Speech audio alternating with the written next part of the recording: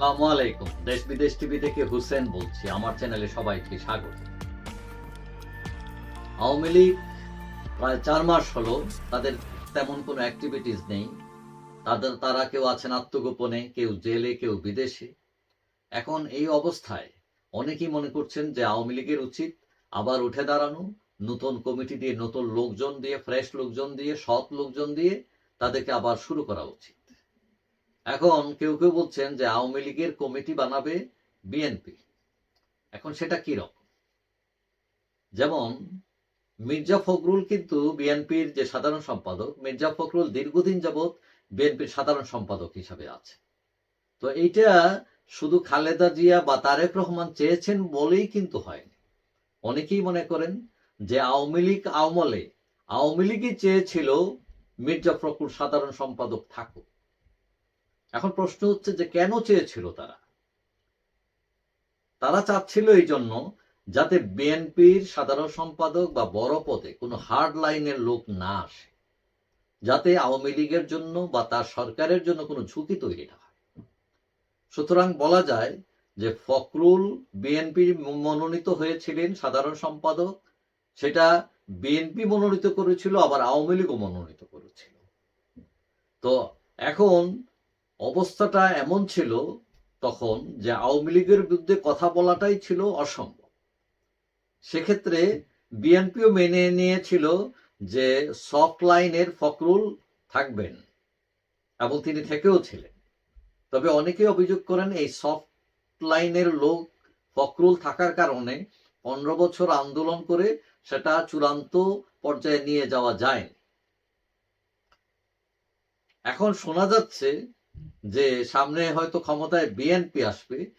ক্ষমতায় যদি বিএনপি আসে, তারা একই ফর্মুলা অ্যাপ্লাই করবে আওয়ামী লীগের উপর। মধুর প্রতিশ্রুতি যে তারা মির্জা ফখরুলকে বিএনপির সাধারণ সম্পাদক করতে বাধ্য করেছিলেন, তারাও তাদের ওই সফট লাইনের কোনো লোককে আওয়ামী লীগের সাধারণ সম্পাদক বা সভাপতি করতে বাধ্য করতে পারে। আর যদি কেউ হার্ড লাইনার লোক থাকে, মানবে না, তখন মেরে দেরে বাইর করে দিবে, দাঁড়াইতে দিবে। এখন শেখ হাসিনা যদি ওবায়দুল কাদের মার্কা কোনো লোক মনোনীত করেন, তাহলে হয়তো বিএনপি ক্ষমতায় এসে তার ঠ্যাং ভাঙতে পারে। সুতরাং সেখানে হয়তো আওয়ামী লীগ সেই ফখরুল তথ্যে যেতে বাধ্য হতে পারে। এখন প্রশ্ন হচ্ছে যে এই যে সফট লাইনের নেতা কারা, যাদেরকে বিএনপি মানতে পারে। এই সফট লাইনের নেতাদের নাম প্রথমেই সবার নাম আগে যার নাম আসে, তিনি হচ্ছেন সাবের হোসেন চৌধুরী। উচ্চশিক্ষিত মানুষ, মার্জিত জেন্টলম্যান মানুষ। আর যার নাম আসে তিনি হচ্ছেন আব্দুল হামিদ, যাকে বিএনপি মানতে পারে। আর তরুণদের মধ্যে সিমেন হোসেন রিমি, ওয়াসিকা আয়েশা খান, আজিজুজ্জামান ডন, এরকম অনেকের নামও উচ্চারিত হচ্ছে। কেউ মনে করছেন যে 4 মাস যাবৎ আওয়ামী লীগ ইনঅ্যাক্টিভ আছে, এইভাবে যদি আত্মগোপনে বসে বসে দিন কাটায়, তাহলে দলের জন্য মঙ্গলজনক নয়। প্রশ্ন হচ্ছে শেখ হাসিনা সিদ্ধান্তহীন কেন? তিনি কি পদ ছাড়তে চান না, নাকি আরো সময় নিতে চাচ্ছেন? কেউ মনে করেন যে শেখ হাসিনা